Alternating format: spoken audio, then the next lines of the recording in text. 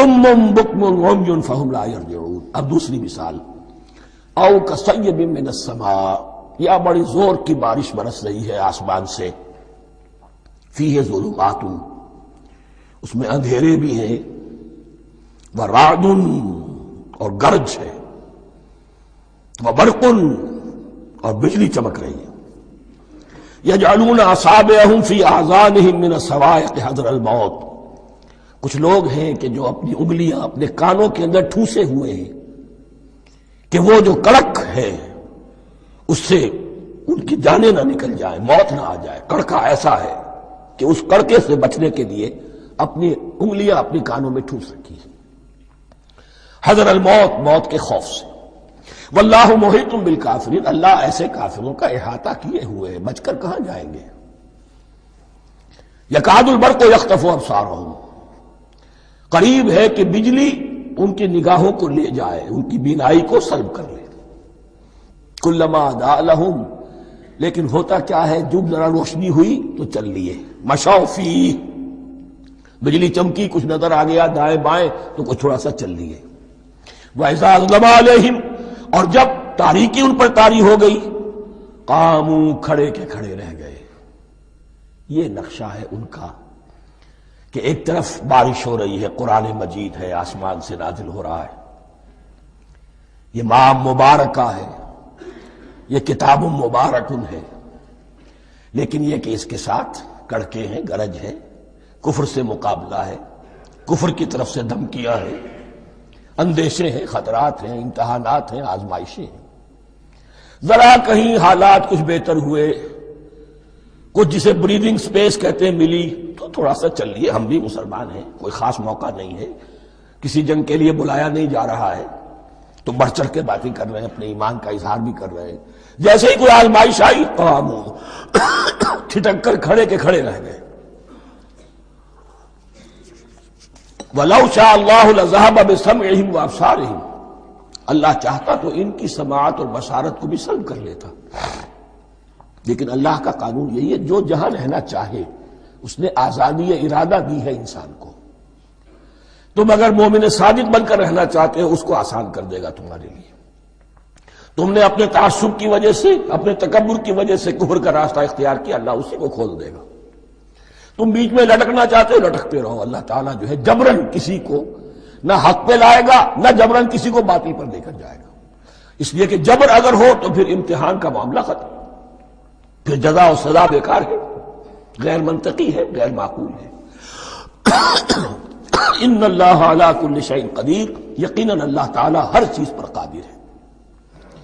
یہ دو رکوع اس اعتبار سے کہ انسانی شخصیتوں کا سمجھنا، اور جیسا کہ میں نے عرض کیا تعویل عام ذہن میں رکھیے، جب بھی کبھی کوئی دعوت حق اٹھے گی، اگر وہ واقعتاً کل کے کل حق کی دعوت ہے اور اس میں انقلابی رنگ ہے کہ باطل سے پنجہ آزمائی کرنی ہے، باطل کو نیچا دکھانا ہے، حق کا غلبہ کرنا ہے، تو یہ تین قسم کے افراد لازماً ہمیشہ وجود میں آ جائیں. ان کو پہچاننا، ان کے کردار کی جو اصل جو اس کے پیچھے پس منظر ہے اس کو جاننا بہت ضروری ہے. میں وقفہ کر رہا ہوں ذرا بھائی. الرحمن الرحیم. اب جو تیسرا رکوع آ رہا ہے سورہ بقرہ کا، اس میں قرآن کی دعوت کا خلاصہ ہے. قرآن کیا ماننے کی دعوت دیتا ہے، اس کی پکار کیا ہے. جیسا کہ میں عرض کر چکا ہوں 2/3 قرآن پہلے نازل ہو چکا ہے، پس منظر میں ہے. ہمارے لیے اس ترتیب مصحف کے اعتبار سے وہ قرآن بعد میں آئے گا، ترتیب نزولی کے اعتبار سے وہ پس منظر میں موجود ہے. لیکن چونکہ یہاں پر مصحف کے اندر یہاں سے آغاز کیا جا رہا ہے، لہذا اس کا خلاصہ جو ہے لب لباب یہ ایک رکوع میں، اور قرآن کے فلسفے کا اور اس کے بعض نہایت ہی اہم جو موضوعات ہیں اور مسائل ہیں ان کا ذکر پھر چوتھے رکوع میں. ابھی ہم تیسرا رکوع پڑھ رہے ہیں.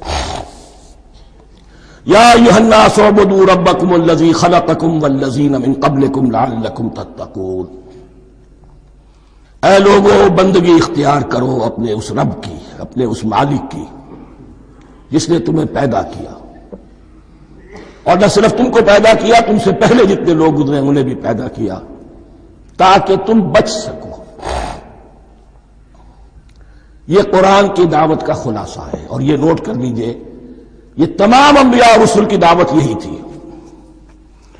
اب جب پڑھیں گے سورہ اعراف پڑھیں گے، سورہ شعراء پڑھیں گے، ایک ایک کا نام لے کر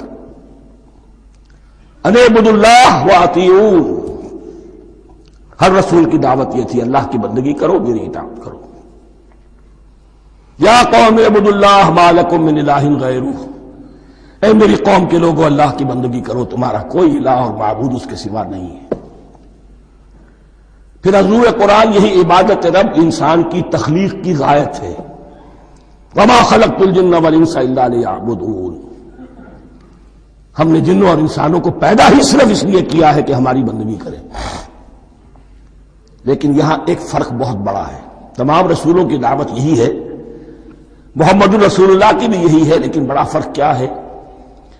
باقی تمام رسولوں کی دعوت آپ کو ملے گی یا قوم، اے میری قوم کے لوگوں، یہاں ہے یا ایھا الناس، اے بنی آدم، اے بنی نوع انسان۔ معلوم ہوا کہ تمام رسول حضور سے پہلے صرف اپنی اپنی قوموں کی طرف آئے ہیں، پہلے اور آخری اور کامل رسول ہیں اللہ کے محمد صلی اللہ علیہ وسلم، جن کی دعوت آفاقی ہے۔ یا ایھا الناس، یا قوم نہیں، یا ایھا الناس اعبدوا ربکم الذی خلقکم والذین من قبلکم۔ اس میں دلیل بھی آ گئی کہ عام طور پر لوگ جو ہے غلط راستے پر اس دلیل سے جمے رہتے ہیں کہ ہمارے آباء و اجداد کا راستہ یہی تھا۔ تو بھائی جیسے تم مخلوق ہو ایسے وہ بھی تو مخلوق تھے، جیسے تم خطا کر سکتے ہو وہ بھی تو خطا کر سکتے تھے۔ لہذا یہ نہ دیکھو کہ آباء و اجداد کا راستہ کیا تھا، دیکھو یہ کہ حق کیا ہے، لعلکم تتقون، تاکہ تم بچ جاؤ، دنیا میں افراط و تفریط کے دھکوں سے بچ جاؤ گے، آخرت میں اللہ کے عذاب سے بچ جاؤ گے۔ ان دونوں سے اگر بچنا ہے تو اللہ کی بندگی کی روش اختیار کرو۔